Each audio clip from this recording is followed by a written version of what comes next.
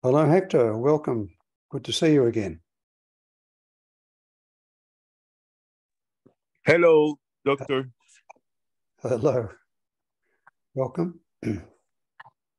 Thank you. Glad to be here. Yeah.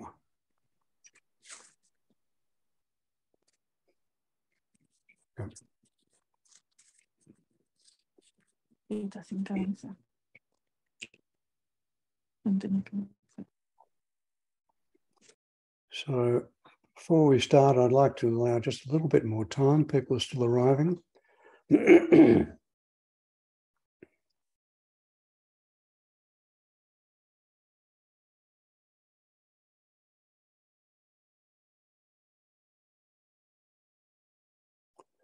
So while we're waiting, I wonder if you could just say where you're from in the world. Where are you? Pangus Setchi's in Malaysia? Where are you other guys? Hi, I'm Janelle. I'm working with Kenneth. We are from Singapore. Singapore, okay. Yes. Uh-huh. I'm from Johor Bahru. My city is next to Singapore. Okay. Hi, neighbor. Yes, I think 15 minutes to cross the bridge. I've been on that train. My wife and I were in Singapore teaching, and we got on that train and went over the bridge to Malaysia. Memorable. Good choice. My name is Kenneth Kwan. I also work with my wife, Janelle, from Singapore. Singapore, okay. Okay. Mm-hmm.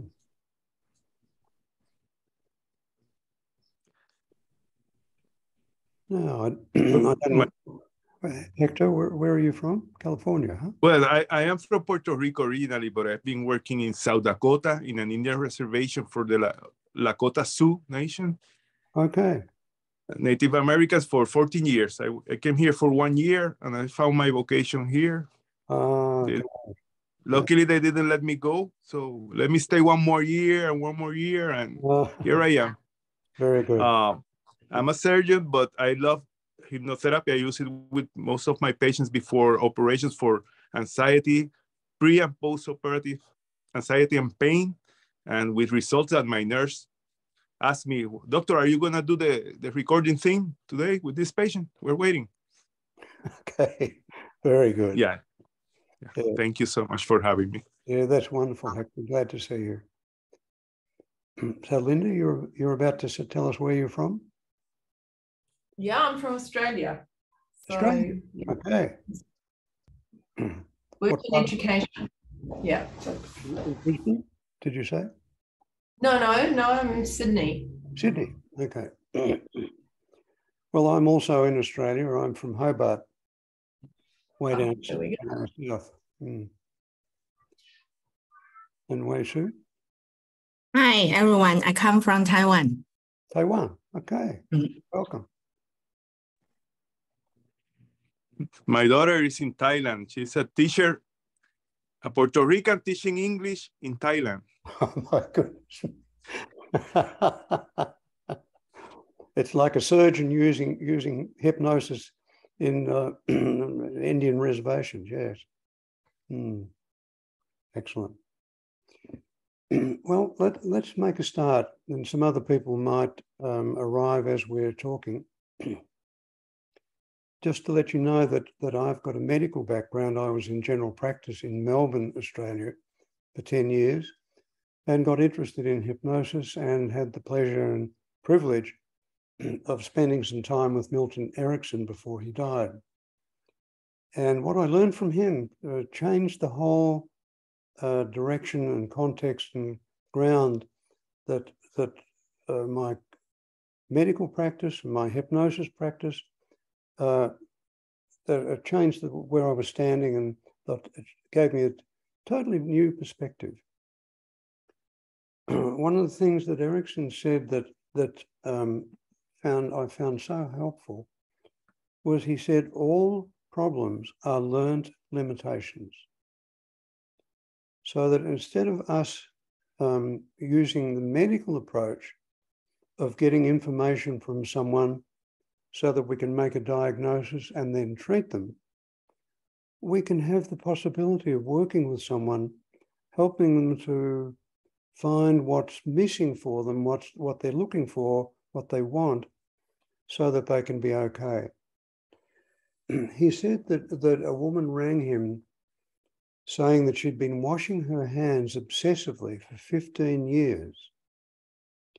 And he told me that he was very interested to find out from her what she used to do with her hands 16 years ago. So he was not interested in treating a condition of OCD, but he was interested in helping her to reconnect with something that she got out of touch with. And Hector, when you talk about pain, a lot of people think of pain as being intractable, particularly if it's physical. What can we do with hypnosis? What can we do with talking with someone that's going to help with pain? And again, there's a beautiful story of a woman who was brought to Erickson, wheeled into his office in a wheelchair. She was suffering from terminal cancer and had awful pain. And she said, all of the doctors at the hospital can't help me with all their strong drugs. I don't know where I got the idea that you might be able to help me just with the written word. It seems crazy.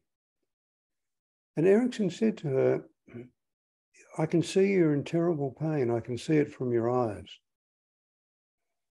But he said, if that door there opened and a large, hungry tiger came through that door, licking its lips and looking straight at you, how much pain do you think you'd feel? And she said, I don't feel any pain just thinking about that. She said, I'm going to keep that tiger under the bed. And when they offer me some drugs, I'm going to say, I'm keeping the tiger. It was very helpful for her. But in a much less direct, dramatic way, Erickson pointed out that we have a lot of experience of not noticing certain sensations. We can wear glasses, we can have our feet on the floor, we can be sitting in a chair, and all of those sensations are noticeable, but we've had a lifetime of experience of not noticing them. So he made the connection between our common everyday experience of not noticing certain sensations and built on that and extended that so that we can then not notice painful sensations. It creates the possibility. Instead of us having to impose something on them, it's a way of helping to evoke something from within the client. They've already got a lot of experience. They're experts at not noticing sensations. So this pain is just another opportunity to not notice it.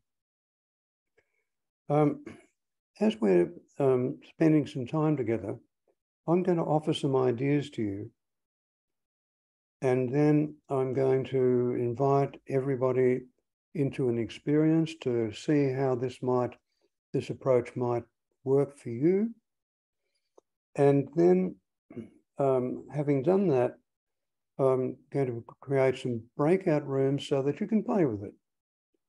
I've noticed that we can learn something by listening to someone talk about something. We can learn by seeing someone do something. But the real learning, the learning that sticks with us, is the learning that happens when we actually do something. If we want to learn to ride a bicycle, listening to people talk, showing someone how to ride it, is nowhere near as effective as us sitting on a bicycle and then learning how to do it ourselves. So that's what we're going to be doing. And I'm going to start with an invitation. Instead of trying to work out what hypnosis really is, to find a definition of hypnosis. If you read textbooks, you'll get very confused. because all of the experts can't agree on what hypnosis actually is. So instead of us wasting time trying to work out what hypnosis really is, I want to offer a description so that if we can start with that, we don't need to worry about arguing about what is or what isn't hypnosis. And the description I want to offer is that hypnosis is a word that we use to describe something when we see an experience where there is focus and absorption that we can mutually agree upon as being hypnosis. So then, if we don't have to define it, we can use that descriptive word if we are agreeable to an experience where there's focus and absorption. So I want to start with that as an invitation. I'm not pushing this, but I'm not going to go into the fine detail of what hypnosis is or isn't. Erickson spoke so helpfully about what he called the common everyday trance.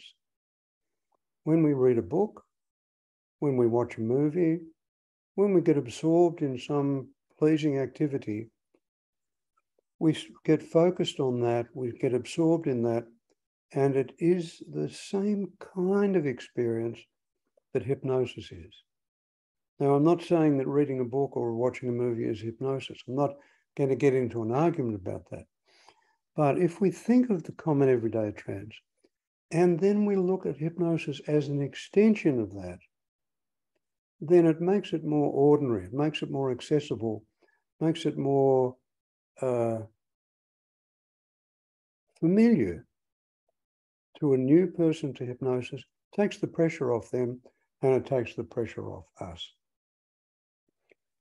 When I was talking with Erickson that first time I met him, he said, when a client comes to see you, they bring a problem, but they also bring the solution with them. Only they don't know that they bring their solution with them. So have a very nice time talking with your client, helping them to find the solution that they brought that they didn't know that they brought. Now, when I heard that, I thought, that's so charming. It's so respectful. But it left me with the dilemma, well, how do you do that? How do you help someone to find the solution that they brought that they didn't know that they brought? And then with my colleagues, and particularly with my wife, we began to notice that when anyone, including ourselves, whenever we do something that we like to do, whether that's walking in nature, whether that's reading a book, whether that's eating with your family, whatever it is, if we are engaged in doing something that we like to do, we have all the resources that we need right at our fingertips. And so, like, for example, my oldest son gets out of bed early every morning and goes for a ride on his bicycle with some friends. He likes it. And, you know, for me, I wouldn't want to get up and ride my bike at 5 o'clock in the morning, but he likes it. The point is that if his chain comes off on the bicycle, if he falls off, if he gets a flat tire, if something happens, he doesn't give up riding his bicycle because he likes it and he's learned how to do what he needs to do so that he can keep riding his bicycle. So we've found that by inviting someone to explore what they like to do, that provides a beautiful place to look for resources, to look for skills, but to look for anything that someone might be missing that they might want to handle their problem. So that we've discovered that in looking in someone's likes, that is where we can find the solutions that the client brought that they didn't know that they brought. So we're going to explore that. And as I mentioned, Erickson talked about learning. He said all our life we're learning. And I was mentioning to Pang while we were waiting for other people to arrive, that here towards the end of his life, he said, I've been doing this work for more than 50 years. I think I'm just starting to get the hang of it. So he was always learning. And he was an inspiration in that way, that the last time I saw him was on a Friday. I said goodbye to him on a Friday, and he died 10 days later. But in those 2 weeks that I spent with him, that 1 week I spent with him in 1980, just before he died, he was learning. He was enjoying himself. He was really curious about what people could do and what they were capable of. So he epitomized, he embodied that idea of learning. And so if we think of problems as being learned limitations, then if we look in someone's likes and find out something that they want, something that's missing for them, something that's going to help them with their problem, we can invite learning as a process of bringing that experience, that resource, bringing it to the problem area to resolve it. So that's a lot of blah, blah, blah from me, a lot of talking. I'm curious to know what your response to what I've said is. Does it make sense? Do you think I'm crazy? Do you think it's inadequate, or do you curious about it? What do you make of what I've been saying so far? I have a question. Just Hey, hi, Rob. Hi. Just from working with someone recently, it was very, very negative. So I'm just thinking of him when you're talking about like, what do you like to do? And, you know, like getting some resources. I really struggled through the whole time because he would just instantly go off either onto the putting himself down, talking about his problems. And then I said, well, how are you coping? And he's like, I just smoke bongs all day. So he's, you know, he's relying on that. And I was like thinking of him when you're talking, like I never really got from him, and I'm going to persevere next time, just what he likes, you know, what's good in his, you know. I think so. Yeah. It's possible if you say someone like that to someone like that, what do you like? They might say nothing. I don't like anything. Exactly, yeah. So what we're exploring here is not a way of curing the world. It's not going to be something that's going to be helpful for everybody. No. Vast majority of people exploring what they like is going to bring us to a very useful, respectful, helpful place. And if we ask someone, what do you like to do? And they say nothing, we can ask, what did you used to do that you liked? Right, okay. Yeah. And they say, I've never liked anything. Some people are kind of really determined to hang on to this negativity. I can imagine he'd say that, yeah. So then we can say, well, now, if something happened and we went into the future and you found something that you like to do, you don't need to know what that is, but can you imagine that you found something that you like to do? Yeah. Sometimes someone will come up with something. Right, okay. And sometimes they'll say, oh, I can't imagine ever doing anything I like to do. So then we can say, well, do you know anyone else who does something that they like to do? What do they like to do? Someone that you know. How do they like that? What would that be like? So we can play with the idea of likes. And most people, when we ask, what do you like to do? Their eyes light up, they smile, and they're very pleased to talk about something they like to do. The vast majority of people. So okay, thank you. There might be something there you can play with, Suzanne. Yeah, okay, thanks. Maybe. Okay, any other comments from anyone?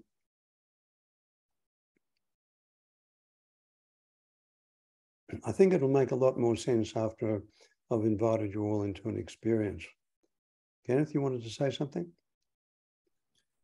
Yes, Rob, thanks for sharing me the statement. Problems are learned limitations. I thought that was a very powerful statement. Yeah.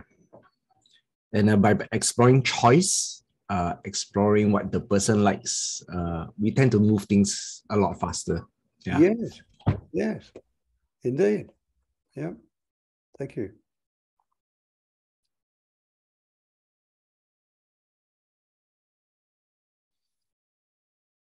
Any other comments? Doesn't have to be, but I don't want to assume that I'm making sense. Makes sense to me, but then I don't know how it translates to you. So if there's no more comments, let me invite you into an experience where I'm going to ask you to think yourself what you like to do. And then I'm going to invite you to remember an experience of doing that, or imagine doing that, or pretending that you're doing that.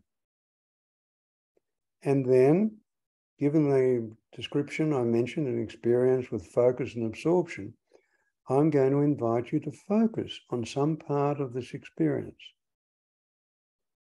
And then as you focus on it, to become more and more absorbed in that experience.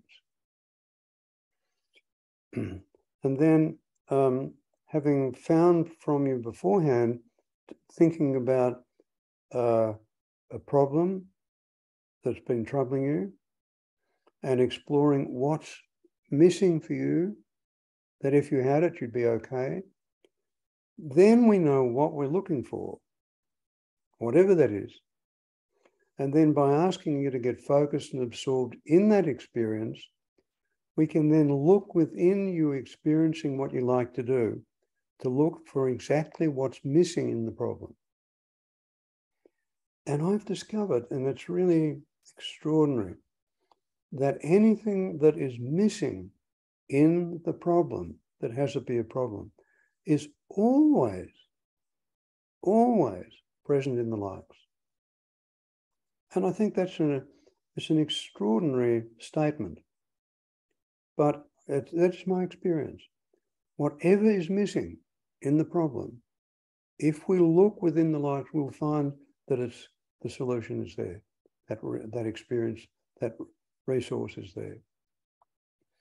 So then that's, as I say, I'm going to ask you to discover what you like, and to find a problem that you want to do something about, find out what's missing, then invite you to remember or experience or pretend that you're doing something you like to do, to get focused on it, get absorbed in it, and then to look for what was missing in the problem, to look for it in what you're doing that you like to do. And I'm going to assume that you will find it, because I've noticed that everybody does. Sometimes not straight away, but it's always there. So then, having asked you to find it and notice it, I'm going to invite you into the experience of just sitting with that, getting familiar with it, to learn it, so that then it becomes more familiar to you. And after that, I'm going to offer the idea that you can learn how to bring this solution, this resource, to the problem area. Having done that, I'll let you sit with that for a while, and then we'll finish the hypnosis. And then I'll ask you to think yourself, what's different now compared with when we started? So that's the exercise, that's the experience I'm inviting us all into. And just to give you an example, and it might sound a little crazy, but it's an actual example. My wife was working with a woman who had a fear of flying. And she had to fly from Hobart to Melbourne, from Melbourne to Adelaide, from Adelaide back to Melbourne and Melbourne back to Hobart. And she was terrified. My wife asked her, what do you like to do? And she said, I like to ride horses. So then what my wife invited her to do was to get into the experience of riding a horse. And she found that when she was riding the horse, she felt really connected with the horse. She trusted the horse. It was really enjoyable. So my wife then invited her to the possibility of learning how to have that same experience of riding a horse, the same experience of traveling in a plane. Now that sounds like a big ask. It sounds a bit even psychotic. But this woman was able to imagine she was riding a horse, she was riding a plane, and she rode it, and the plane did a big jump from Hobart to Melbourne, from Melbourne to Adelaide, and then back the other way. And she had a really nice time. There was no fear, there was no problem. It was a permanent resolution. And what was missing for her, that had the problem of flying be a problem, was she felt so disconnected. And when she got the experience of being connected with the horse, trusting the horse, she was able to connect with the plane and the pilot, trust the plane and the pilot, and she was fine. So I just give you that as an example. But everyone's different. Everyone's going to find their own way of linking, their own way of learning. So then if you are interested, and this is just an invitation, if you don't want to go into this, then you can just maybe watch someone else who's doing this, or just take some notes and get an idea about how you might use this with your clients. My recommendation is that you go along with it as an experience, because when we experience something, that's when something really happens in our body. So if you would, can you think of something that you really like to do, something you enjoy, something you've been doing that you've thought, oh, I wish I could do more of this. This is something that really, this is what I really like. Whatever that is, it doesn't matter what it is, anything at all. And if you can, just remember and notice what it's like to be doing this thing that you like to do. We'll come back to that in a minute. And now, can you think of a problem that's been troubling you? Something that's been annoying you, irritating you, limiting you, something you'd like to do something about. And if you could then, as you're noticing this problem, exploring it, notice what happens when I ask you, what's missing for you? What would be useful for you that if you could connect with it, you'd be okay? What is it that's, if you could find it, if you could do this, if you could feel a particular way or act a particular way, what's missing for you that if you could connect with it, you'd be okay? And just take a moment with that, and that you don't have to find that out immediately. You might find out what's missing as we continue. And now my invitation is for you to remember a time when you were doing whatever it was that you like to do. You can recall it. It may be something that you've done recently. It may be something that you've not done for a while. It really doesn't matter. But if you could, just allow yourself to recall or remember, or in any way experience what it is that you like to do. Then as you do this, could you allow yourself to begin to focus on some part of your experience? To focus on it. And that focus doesn't have to be in any particular way. You can focus on it in any way that you happen to be focusing. And you might be interested to notice that your focus changes. Sometimes you're very focused, sometimes not very. You might find yourself focusing more and more on a particular part of the experience. Or you might find that your focus starts to meander from this part to that part to another part. It really doesn't matter. And as a natural consequence of you focusing like this, can you allow yourself to become even more absorbed than you already are? You can notice that I'm talking, and you can be aware that there are other people that are here. But, can I do afterwards? Yeah. How long? Yeah. Maybe 3/4 an hour or something. Yeah, that's great, I guess. Yeah.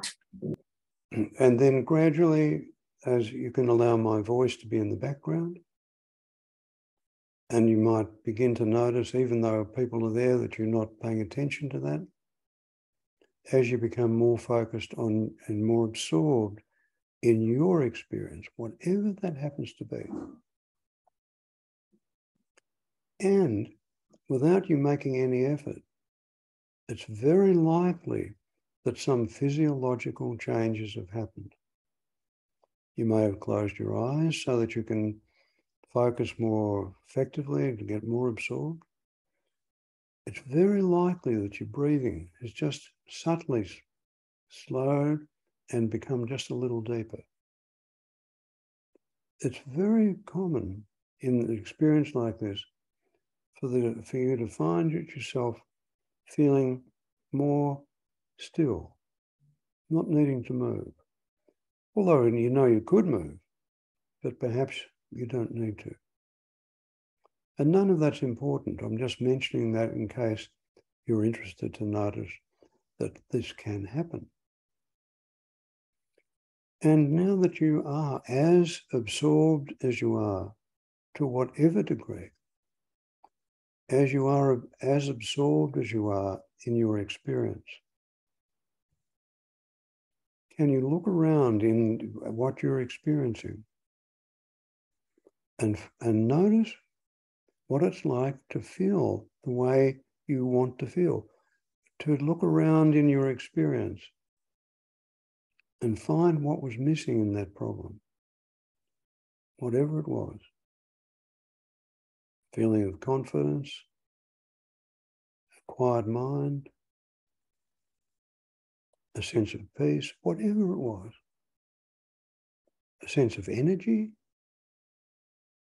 connection, whatever it was. Just have a look in your likes for what was missing in the problem. And take your time to find it. There's no rush, no hurry. Take all the time you need. And as I continue talking, you can allow yourself to explore that. Sit with it. Become more familiar with it. To learn it. Because the more familiar with this experience that you've been looking for, the more familiar you become with it, the easier it'll be for you to find it. So if you can just sit with this, just sit with it. Don't need to do anything. Don't need to say anything. Don't need to make any effort. You certainly don't need to listen to me. But you can be curious. You can allow yourself, as you're learning this, to get to know it even better than you already do. And then I'm inviting you to imagine that somehow you could bring this experience over to the problem. It may be that you can begin to notice something about what you like to do that would be helpful for you in resolving your problem. It might become clear that the way you are when you're doing what you like to do, if you could be the same way when you had that problem, it might be useful to you. And I want to emphasize that whatever you like to do, there may have been a time where you didn't know that you could do that. There may have been a time when it was very difficult. There may have been a time when you thought it was impossible. But somehow you learned and you were able to do that, be that, experience that, and now you like it. So in the same way, you can allow yourself the possibility of learning how to bring this resource to the problem. And in the same way that you learn to do that with your likes, whatever you like to do, same way that you learned that, you can also learn how to do that with the problem. So, if you would, just allow yourself to sit with this, let it settle. You don't have to make this connection now. You can, maybe you already have, but you don't need to do it now. It may be over the next little while, it'll become apparent to you, become clear to you how this connection can happen so easily and so respectfully. So give yourself some time. There's no pressure. There's no rush. No need to hurry.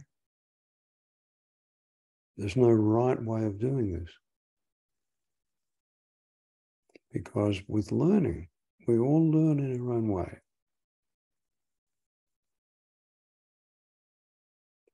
And when you feel satisfied that there's something useful has happened for you, and you'll know what that feels like. When you have that experience, then you'll know how to come out of hypnosis. And you can take your time to let your eyes open.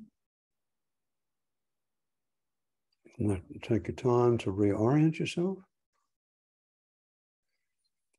And I'm curious to hear if someone has an answer to this question. What's different now compared with when we started?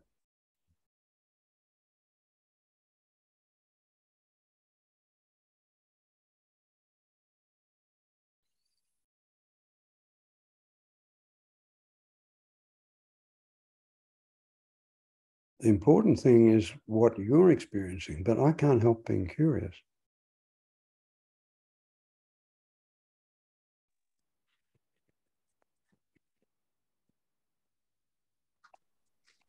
You got something to say, Hector? Yeah, after this experience, I feel like I learned something. I'm not quite sure yet, but it has to do with some, like, I feel more optimistic that by doing the exercise, I learned something about me that gave me confidence that I can keep working on my ability to improve my life in several ways. That's the feeling I got from it. Analyzing how I felt when I was doing something that I like to do, what it was, how I look, I like that. So I said, I can do that more often if I keep practicing. Hopefully. Very good. I had a married couple come to see me for marriage guidance. They were from interstate and they lived in a small town. They were both solicitors. And they didn't want to get some marriage guidance from someone in the town because it had was too private, it become gossip. So they came to see me and I said to them, what do you like to do as a couple? And they looked at each other and they didn't have anything to say. So I asked them, well, when you were first together, what did you used to do together that you liked? And they said, oh, we used to go out for dinner. Oh, we used to go out for a show every now and again. We haven't been doing that. And I said, well, you're away from home. Are you staying in a hotel? Yes. Oh, maybe you can have dinner together tonight. Oh, that would be nice, they said. Maybe you could even go to a show. Oh, what a good idea. Now, I didn't see them again, but they left in a very different place. Building on what you said, Hector, they learned something. How they could do something that was helping them to connect, that they used to do, but they hadn't done it recently, which is why they had a problem. So thank you for that. Any other comments that what was your experience in that short time? I like how simple it is, really. It's just kind of experiential. Yeah, it's nothing like, it's not so complicated as I thought it would be. Yeah. Well, Suzanne, I'm an old, simple person, and if it gets too complicated, I get confused. So I like to try and keep it simple.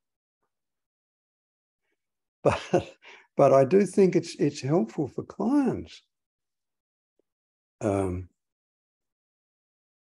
we can find some way of making it simple, because then it's more easily done. If it's complicated and struggling and difficult, then, hard work. But if it's simple, then it makes it more doable, more useful. And it's less strain on us too, by the way. So I'm glad you saw that. Thank you. What else happened?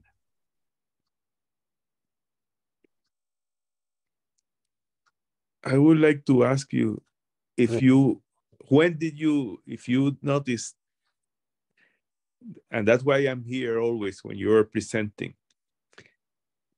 that you are doing your techniques, your way of helping people is solution-focused brief therapy under hypnosis.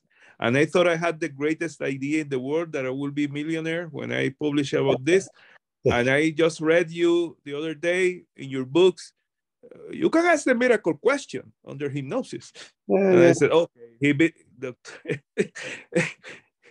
you beat me to it already. This is the best thing. If all of us can learn to use this under hypnosis with a patient, they can talk under trance. Yeah, they can. Then you open a whole brain physiology, another world, another world. Let me put it that way. Yeah, it is another world. Yeah. And that other world has always been there, but if we're not looking, we don't see it. I heard a joke the other day, Hector, about a very religious woman. She was driving to an appointment and she couldn't find a car, couldn't find a parking spot. So she prayed and she said, God, if you find me a parking spot, I'll go to church next Sunday. I'll be a good churchgoer. And just then a parking spot appeared. And then she said, oh, don't worry, God, I've just found one. So we're building on what you're saying. I think that parking spot may not have come from God, but having prayed, she was open to seeing it. Otherwise, she would have gone past and not seen it. Now, you said you had a question, but all you did was make nice comments about me. So thank you for that. But I wonder, was there a question that you, or just a comment? Comment? Yep. Okay. Okay. Thank you. Gosh, there are people still arriving. Any other comments about what happened for you in that experience? Because as you, it will be obvious to you, I have absolutely no clue. I can't have a clue about what was happening for you, but you did. So I'd be curious to find out what happened for you.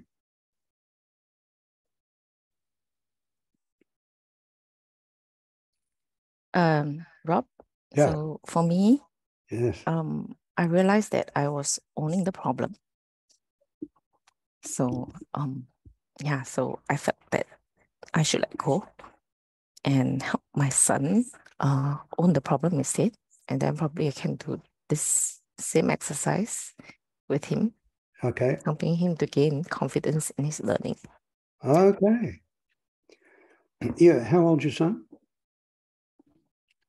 He's 10 this year. 10. So, you know, if he's not at this moment not confident in some part of his life, there are parts of his life where he will be very confident. Yes. Some 10-year-olds like to play computer games, and they're very confident playing computer games. And if we can get them in touch with the feeling of confidence playing these games, then that's the same feeling of confidence they can have learning at school or doing this or talking in public or in front of groups or whatever. The confidence is the same experience. So thank you for that, Janelle.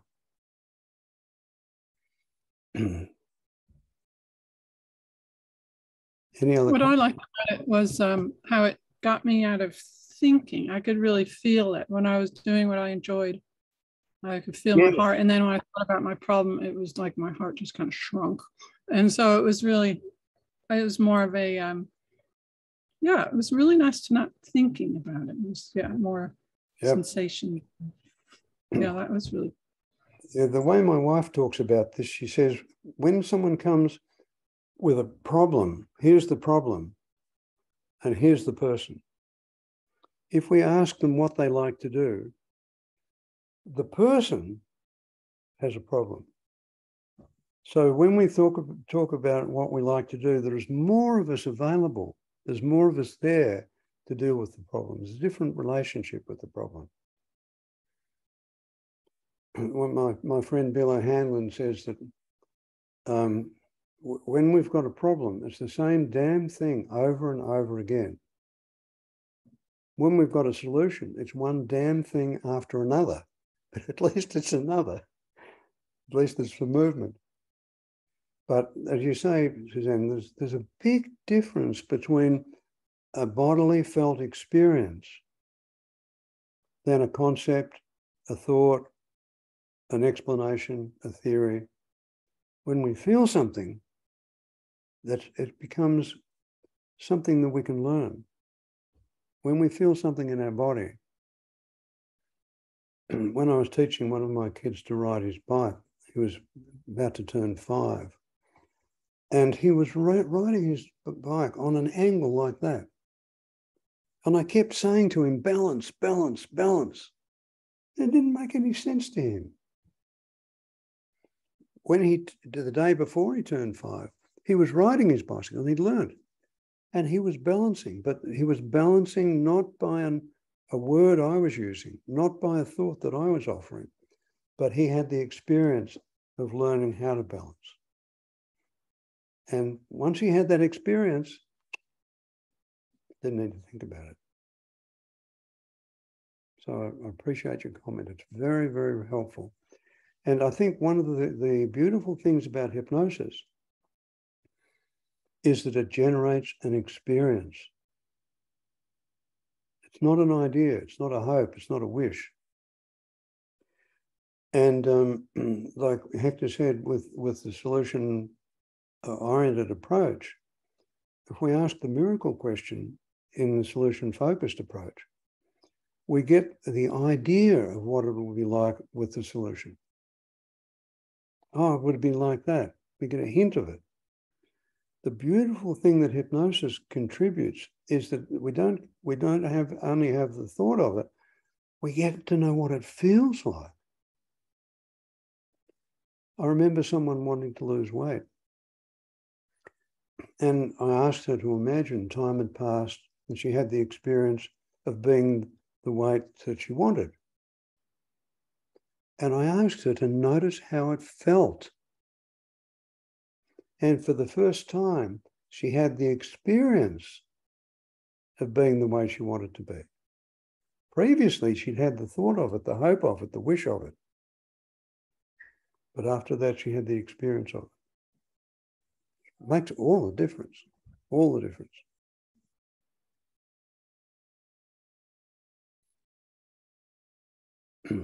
Any other comments about that? The word that comes to me when you talk about the experience, the learning. Yeah. In those are psychological mental terms, but there is a correlation in physiology and anatomy. It's called neuroplasticity. Yeah. What is happening through hypnosis, in my opinion, is coming about. Neuroplasticity is a physical, anatomical change of the neurons, their new connections. So it's a change in the material world of the person, the connection between mind and bodies. That's why it's so important, the feeling as a way of learning. Yeah. And it changes your brain. The Yeah. hippocampus grows, the memory area, the learning. So yeah, that's why it's so important to study this technique. Yeah. And see if it can be helpful to helping people. Yeah. It's to the mind through the body, actually. Yeah, thanks for that, Hector. When you start talking about neuroplasticity, I can get a headache because it's too complicated for me. I agree with you, but I'd like to keep it simple. It's like, the brain, the neurons, the blah, blah, blah, blah, blah. But I have a son in MIT and he teaches me about that. He's all the time. I mean, I think it's a very helpful way of understanding it sometimes. For me, I'd rather keep it simple and just think, when we experience something, we learn. Like, I'm just a simple machine, Hector. Otherwise, it's too complicated for a person like me. But I appreciate the comments anyhow. Anything else there? Now, here's just a chance. I want you to have an exercise to play with. So I'm going to put you into 5 groups of 2 people. And I want you to take 10 minutes, no more than 10 minutes, and then swap over so that each of you has the chance of being the person with the who's doing the talking. And it's very simple questions. What do you like? What's the problem that you'd like to do something about? What's missing? There are 3 steps. Then comes the hypnosis. Let's get into what you like to do. Get focused and get absorbed. And then look for that missing resource. Once you've found it, ask someone to learn it, to sit with it, to become familiar with it, and then offer the possibility of connecting that with the solution, with the problem, to create a solution. You don't have to succeed at helping them to make the connection. We're just playing here, just so that you can get a feel of the sense of how this might go.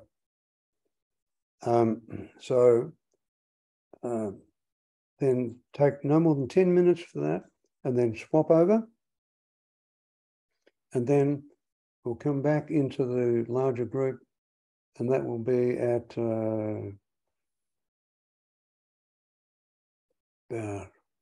15 minutes, just after 15 minutes past the hour. Now, Kim, you missed the first part of that, so it might not make a lot of sense to you. So I'll get you to be in a group of 3 so that you can just observe. Thank you. That's great. Rob, are you able to reiterate the questions again? Yeah, go ahead. Yeah, what's the question?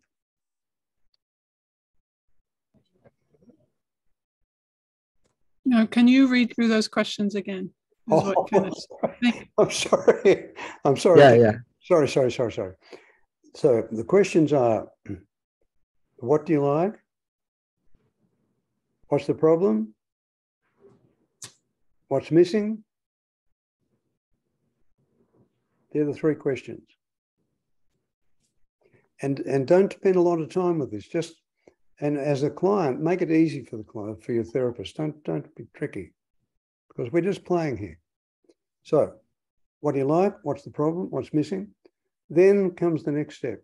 Let's go to the likes. Focus. Become absorbed. Look for what's missing in the likes. What we just discovered is missing. We've already got clear about that.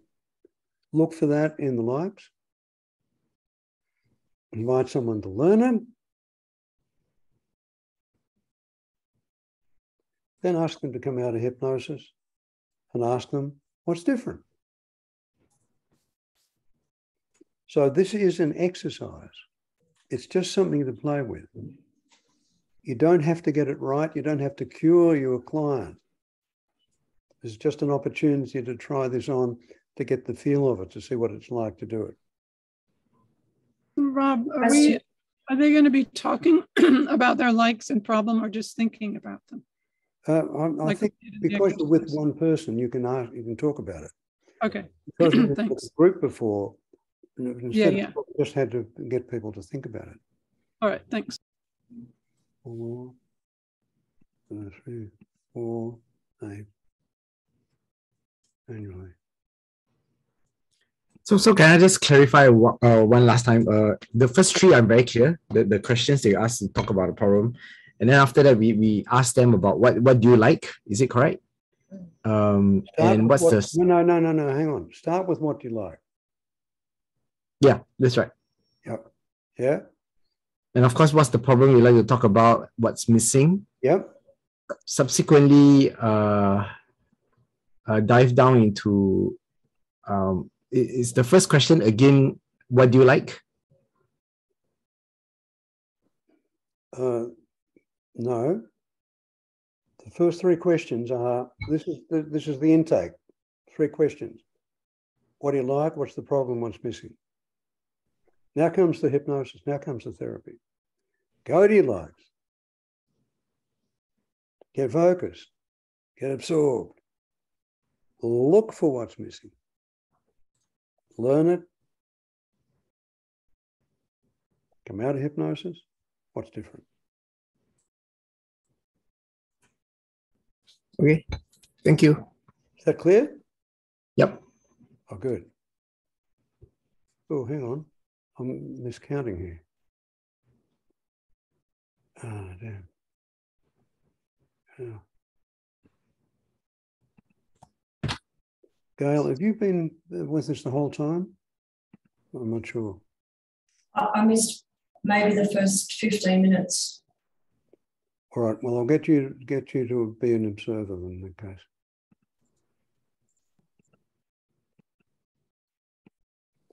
Here we go. So I'll see you back in 20 minutes. That's 20 minutes past the hour. Here we go.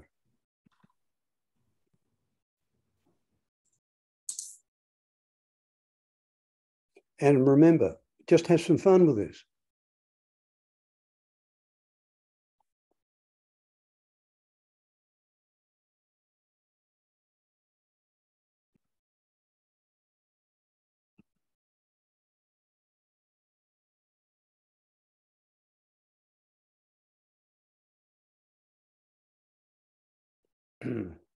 Oh, I'm enjoying the smiles I see. What did you get up to there? What did you play that was useful to you? And Kim and Gail, what did you see that can be helpful for you in your learning and your work?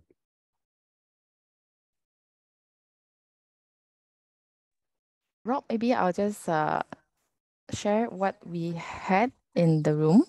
We did the exercise.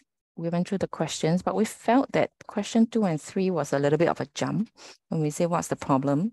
It is. And then what's missing. It is. So, yeah. So we're not sure whether we did it right. It's no right or wrong. It's just an exercise to play. So when you say it's a big jump, there might be a way of kind of making different steps in that, so it's not such a big jump. Yeah, so we're not sure whether we missed the process, whether we were supposed to go into the hypnosis first before asking the person what's missing. Yeah. It just felt like there needed to be, you know, for us, another question in between what's the problem and what's missing. Somehow it felt an abrupt question that almost pulled you out of it rather than helped you stay in that absorption in that moment. The exercise, well, I didn't explain it really apparently, but the exercise was to get some information first before the hypnosis, to ask the first 3 questions. What do you like? What's the problem? What's missing? And you might have another question you want to add in there. Yeah. When we know, when we've got some hint of what's missing, then we can invite an experience of someone doing something they like to do. And then when they get into that, we can look for what's missing. That's the principle. Okay. That's what I did. I skipped the missing and went right to I did the what do you like? What's the problem? Yep. And then let's just get into what you like, and because just because of time as well, we might. Yeah. It's only an exercise. And by the way, it was good. Okay, I'm glad it was useful.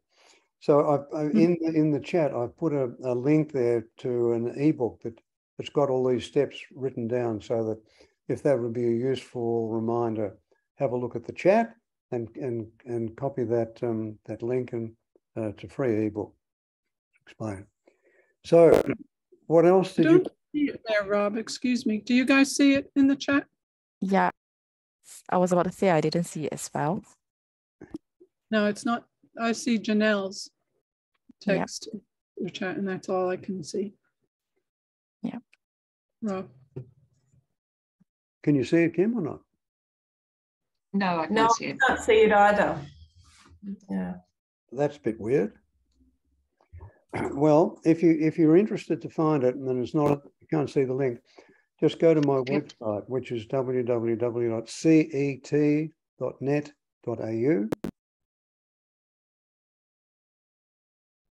and look for the tab resources, and then look at the free ebooks, and you'll see a simple guide to simple hypnosis.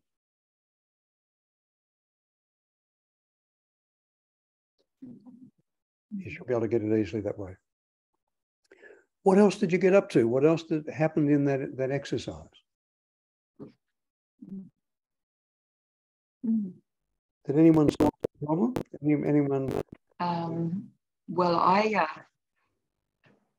was just going to say that Kenneth and I were taken on a kind of a magical journey. I don't know if I can speak for you, Kenneth, but it was very experiential for me, guided by Hector, who has done some work with you, Rob, and it was just went deeper and deeper to a place where it was a really beautiful, like things were great in your life, especially relationships and colors. I don't know, there's a lot of stuff there. But he gently sort of just moved us through letting go of things that are not, you know, not good. It's hard to describe it because it was so experiential. It wasn't cognitive at all. Anyway, I did get a lot out of it. Oh, that's lovely. Excellent. It's a very. And that took the whole time. So we didn't talk intellectually. Your voice was breaking up there. Can you say that again? Yeah, sorry. Yeah. Sorry, my internet seems to be. Yeah. Can you hear me now? Or? It's still a bit weird. I might just move. That might. Yeah, I know it's playing up. Kim, if you turn your video sorry, off, taking up people's time. Oh, cool. Okay, thank you. I'll do that. Now. Thank you. Yeah. So I don't know if you can hear me now. Rob, I'll be quick because I don't want to take up much time. But Hector took us on, Kenneth and I, on a quite a magical journey into ourselves, combined with relaxation. So a lot of images of love and relationships and colors and, you know, all things that were very nurturing, and then kind of releasing, moving away from things that are not, I don't know, things that we didn't like, I guess, and then back again. So that took the whole session, but I feel so relaxed. Okay. And kind of in touch with me and myself. So thank you very much. That's great. It was great. That's lovely. Yeah. Now, I'm aware of the time, and we've been given strict instructions not to go over, and maybe even to finish a little early so that you've got time to move to the next session if you're doing that. So I want to thank you for being willing to play and to be in the experience to the degree that you were. And if there's any questions you have, if anything I can do to support your learning, send me an email. I'll be pleased to hear from you. So thanks for your company. Thanks for your willingness to play, your willingness to learn, and enjoy your learning. Let's leave it at that. Thank you, Rob. Thank you. Thanks, Rob. Thank you very much. Thank you, Rob. Okay.